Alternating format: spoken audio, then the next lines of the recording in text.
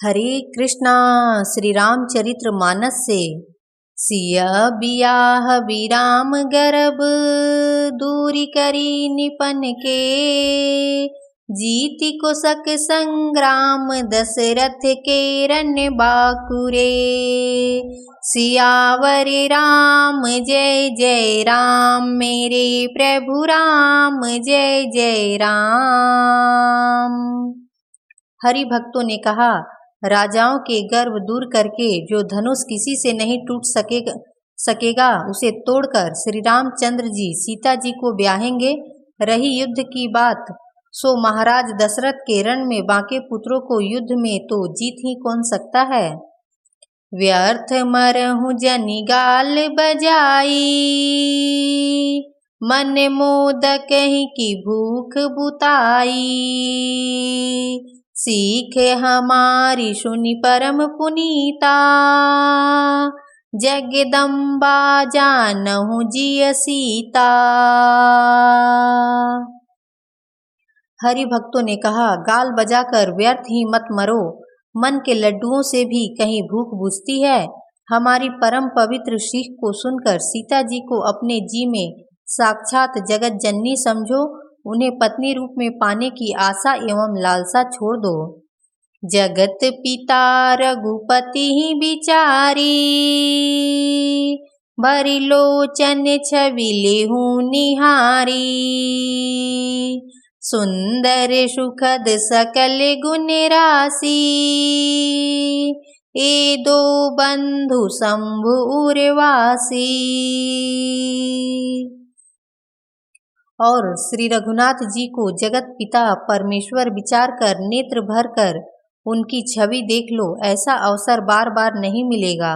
सुंदर सुख देने वाले और समस्त गुणों की राशि ये दोनों भाई शिव जी के हृदय में बसने वाले हैं। स्वयं शिव जी भी जिन्हें सदा हृदय में छिपाए रखते हैं वे तुम्हारे नेत्रों के सामने आ गए हैं।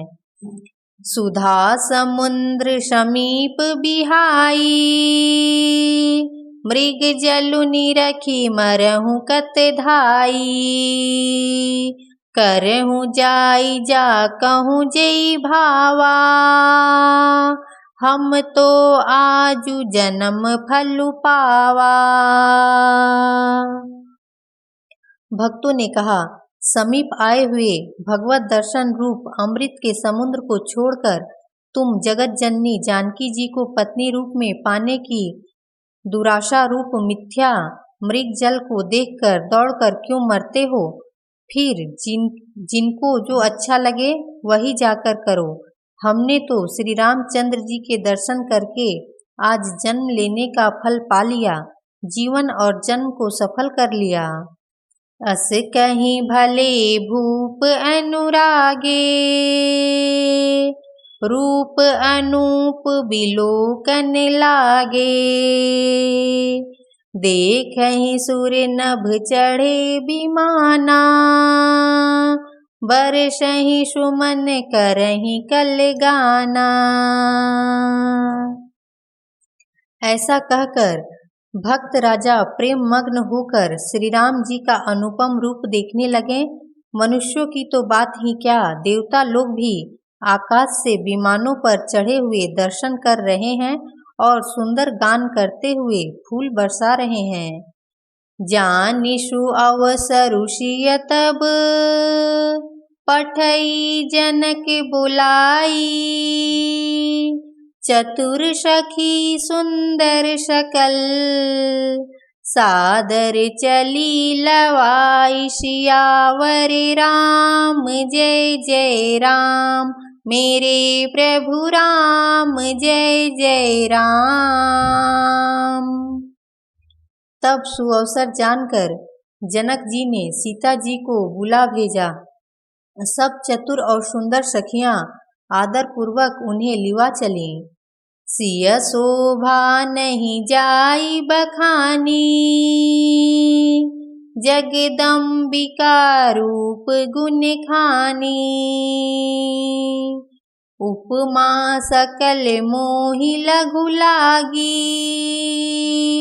प्राकृत नारी अंग अनुरागी। रूप और गुणों की खान जगत जननी जानकी जी की शोभा का वर्णन नहीं हो सकता। उनके लिए मुझे काव्य की सब उपमाएं तुच्छ लगती हैं, क्योंकि वे लौकिक स्त्रियों के अंगों से अनुराग रखने वाली हैं, अर्थात वे जगत की स्त्रियों के अंगों को दी जाती हैं। काव्य की उपमाएं सब त्रिगुणात्मक माइक जगत से ली गई हैं, उन्हें भगवान की काव्य की सब उपमाएं त्रिगुणात्मक माइक जगत से ली गई हैं, उन्हें भगवान की स्वरूपा शक्ति श्री जानकी जी के अप्राकृत चिन्मय अंगों के लिए प्रयुक्त करना, उनका अपमान करना और अपने को उपहासप्रद बनाना है। सिय बरनिय तेई उपमा देई, कुकवि कहाई अजसु को लेई। जो पट तरियतिय समसिया, जग असि जुबति कहाँ कमनिया।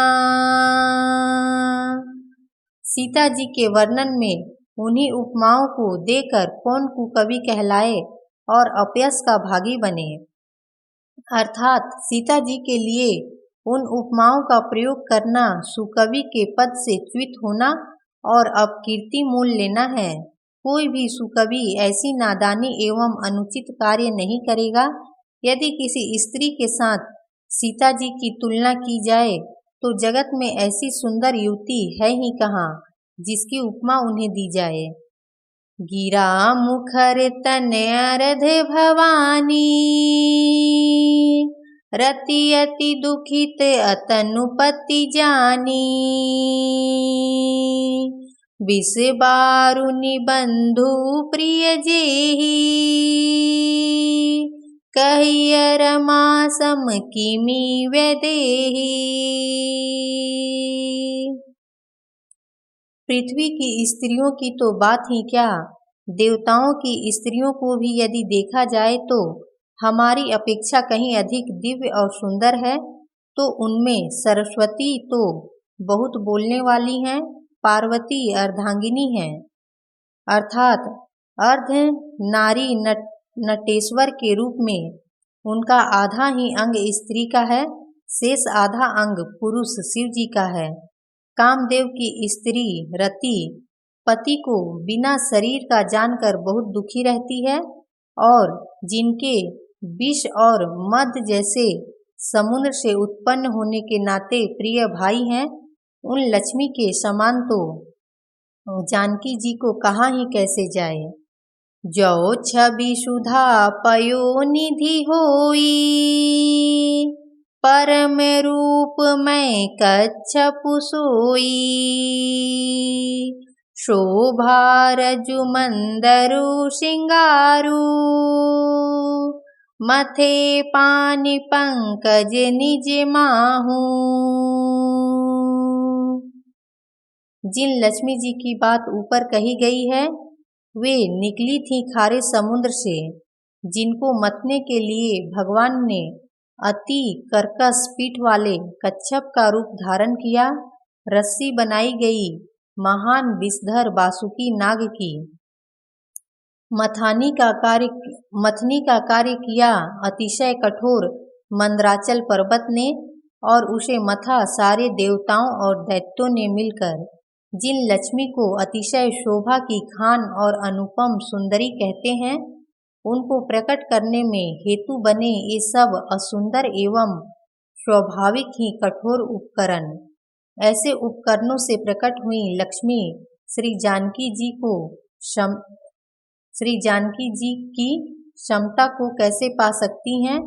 हाँ, इसके विपरीत यदि छवि रूपी अमृत का समुद्र हो, परम रूप में कच्छप हो, शोभा रूप ऋषि हो, सिंगार रस पर्वत हो और उस छवि के समुद्र को स्वयं कामदेव अपने ही कर कमलों से मथे। यही विधि उपजे लक्ष्य जब, सुंदरता सुख मूल।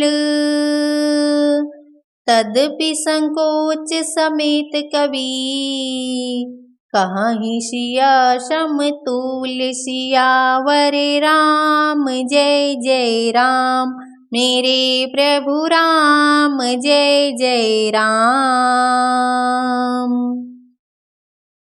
तुलसीदास जी कहते हैं, इस प्रकार का संयोग होने से जब सुंदरता और सुख की मूल लक्ष्मी उत्पन्न हो तो भी कवि लोग उसे बहुत संकोच के साथ सीता जी के समान कहेंगे।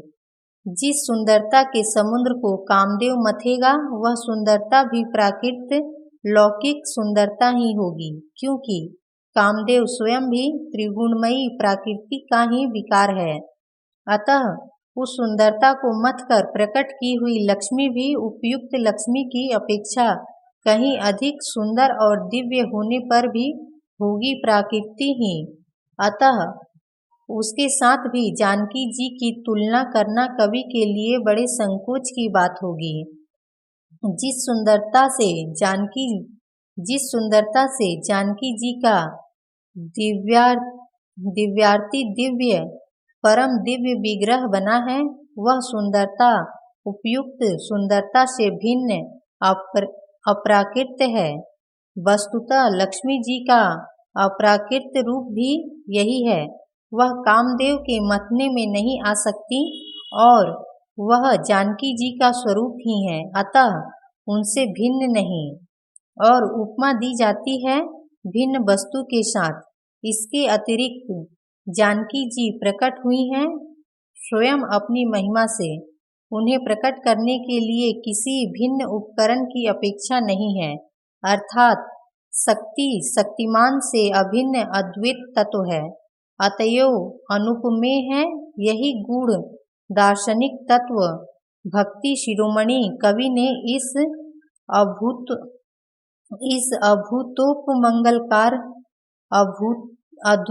अभूतोपमंगलंकार के द्वारा बड़ी सुंदरता से व्यक्त किया है। चली संग ले सखी शयानी, गावत गीत मनोहर बानी, सोहनवल तनु सुंदर सारी, जगत जननी अतुलित छवि भारी। सयानी सखियां सीता जी को साथ लेकर मनोहर वाणी से गीत गाती हुई चली। सीता जी के नवल शरीर पर सुंदर साड़ी सुशोभित है। जगत जननी की महान छवि अतुलनीय है। भूषण सकल सुदेश सुहाए, अंग अंग रचि सखिन बनाए, रंग भूमि जब सिय पगुधारी, देखी रूप मोहे नर नारी। सब आभूषण अपनी अपनी जगह पर शोभित हैं, जिन्हें सखियों ने अंग अंग में भली भांति सजाकर पहनाया है। जब सीता जी ने रंग भूमि में पैर रखा तब उनका दिव्य रूप देखकर स्त्री पुरुष सभी मोहित हो गए। हर्षि सुरहन दुदुम्भी बजाई, वर्षि पर सुन अप्सरा गाई, पानी सरोज सोह जय माला, अवचट चित्तये सकल भुआला। देवताओं ने हर्षित होकर नगाड़े बजाए और पुष्प बरसाकर अप्सराएं गाने लगी। सीता जी के कर कमलों में जयमाला सुशोभित है। सब राजा चकित होकर अचानक उनकी ओर देखने लगे। सिय चकित चित राम ही चाहा, भय मोह बस सब नर नाहा, मुनि समीप देखे दो भाई, लगे ललकी लोचन निधि पाई। सीता जी चकित चित्त से श्री राम जी को देखने लगी। तब सब राजा लोग मोह के वश हो गए। सीता जी ने मुनि के पास बैठे हुए दोनों भाइयों को देखा तो उनके नेत्र अपना खजाना पाकर ललचाकर वहीं श्री राम जी में जा लगे। गुरजन लाज समाजु बड़, देखि सिया सकुचानी। लागी बिलोकन सखिन तन, रघुबीर ओरे आनि। सियावर राम जय जय राम, मेरे प्रभु राम जय जय राम।